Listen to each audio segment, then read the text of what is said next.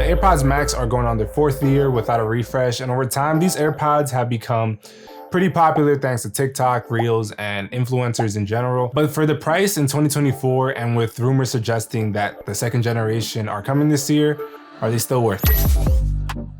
Apple is selling these headphones for $550. These headphones don't have power button, charge via lightning, and have the worst carrying case out there.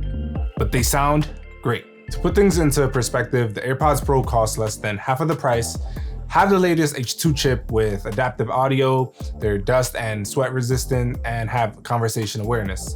Now, these are two different headphone categories, and one is in-ear and one is over-the-ear, but still, for half the price, you get more features and a more practical pair of headphones in terms of being able to carry them around and fitting them in your pocket or bag. Now, does that mean they're not worth the money? The short answer for me is no, not in 2024. Not because I think the AirPods Pro are better, but because the 2nd generation is right around the corner and rumors are suggesting that it's a considerable improvement. First, we'll get into what I think the Maxes do well currently, and then what I think will be improved on and what the rumors are suggesting with generation 2. So these things just sound really good in my opinion. Straight out of the box, you can just pair them to your phone and you're good to go. They sound great. And on top of that, the build quality on these is like no other. The metal construction and the magnetic ear cups just feel very premium. And on top of that, the durability of these is just very good. The crown and the buttons feel very good as well. Just like all of Apple's hardware, it's solid. Compared to my Sony XM4s, which I use all the time at the gym, at home, these feel much better and premium than those. And I do think the audio quality on the AirPods Maxes is better, but of course these are much more expensive, so that's expected. So for the upgrades that these headphones desperately need, first of all, USB-C. Apple's product lineup is almost there, but these need to be upgraded. They're still on Lightning, and I'd be very surprised if they weren't USB-C at this point, especially since the iPhone has finally switched over from Lightning to USB-C. There's also a few things that can be improved by simply upgrading to Apple's H2 chip that the AirPods Pro Gen 2 now use. The Maxes are still using the H1 chip because, like I said, they're running on 4 years now. The battery life on these are limited to just 20 hours with the charging case, but Gen 2 are expected to be improved up to 24 hours. This isn't awful, but other headphones like my XM4s can get 30 hours of battery life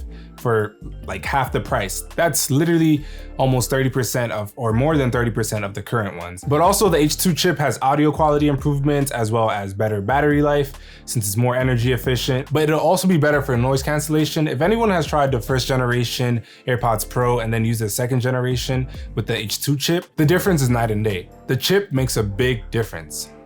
So onto the carrying case. The case Apple gives you is a joke. Looks aside, it doesn't really function as a case should.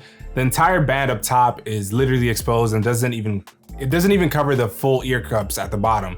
So I don't know what Apple was thinking with these, honestly. Something like Spigen's pouch would be much better, or a carrying case like the Vision Pros.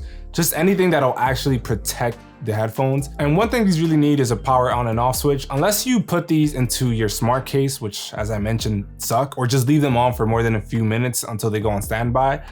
I think the least Apple can do is add like a software switch in the control center that literally just lets you toggle the damn thing off. And the last thing is, and this hasn't really been an issue for anyone I know with these, but they don't have any dust, sweat, and water resistance. I know people that use these at the gym and haven't had any issues with them getting damaged due to sweat. I guess if this were to happen, Apple can just say, we told you they weren't water resistant. And again, I haven't heard of this being an issue for anyone, but rumors are suggesting that the 2nd generation will be resistant to sweat and splashes of water. So that's always nice. All right, to summarize and to wrap up, what we're expecting to see improve for the 2nd generation is an updated H2 chip, which will allow for better noise cancellation, better transparency mode, adaptive EQ, conversation boost, a lot of the technical upgrades we saw from AirPods Pro Gen 1 to Gen 2. Additionally though, we have ultra wideband connectivity with Bluetooth 5.3 and USB-C. And unfortunately, it doesn't seem like we're getting a redesign for this one, which I'm not too bummed about, honestly. I think the current design is fine, minus the weight. It does get a little bit heavy for me. I guess that just depends on who you are. The only thing I'd like to see is them add a dedicated power button, but rumors are also suggesting we're getting left and right ear recognition, so you can just pop them on and it'll automatically detect which ear is which, instead of having dedicated ear cups, for left and right. And lastly, in true Apple fashion, they'll probably give us some new colorways. In addition to the colors we have now, a product red and purple are expected to be released with the 2nd generation. And this one for me is a little bit too hard to believe, but it's at a starting price of $449. This I'm not too convinced about, but there's a slim chance that they'll drop in price. I don't see this happening personally, but I love to be wrong, and a $100 price reduction would be welcome. And honestly though, these sound great, but they're not a good value by any means. They're a premium product that you have to pay for, and they do sound great. At $449 though, if that does happen, they're still very expensive, and I'm not sure that this would make them a good value, even with the rumored improvements. But nevertheless, I'm confident they'll sound great just as the current generation does. So will you be copping the Gen 2? That's all from me. I'll catch you guys on the next video. Peace.